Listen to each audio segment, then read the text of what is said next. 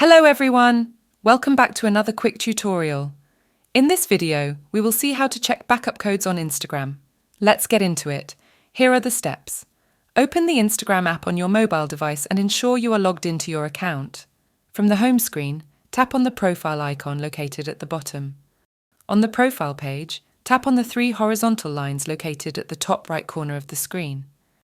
Tap on Account Center from the menu. Next, tap on the password and security option under Account Settings. On the next page, select Two-Factor Authentication. Now choose your Instagram account. Then tap on the Additional Methods option. On the Additional Methods page, select Backup Codes to see all the backup codes. Here, you'll find all the backup codes displayed on your screen. And there you have it. If you found this video helpful, don't forget to like and subscribe to our channel for more tutorials.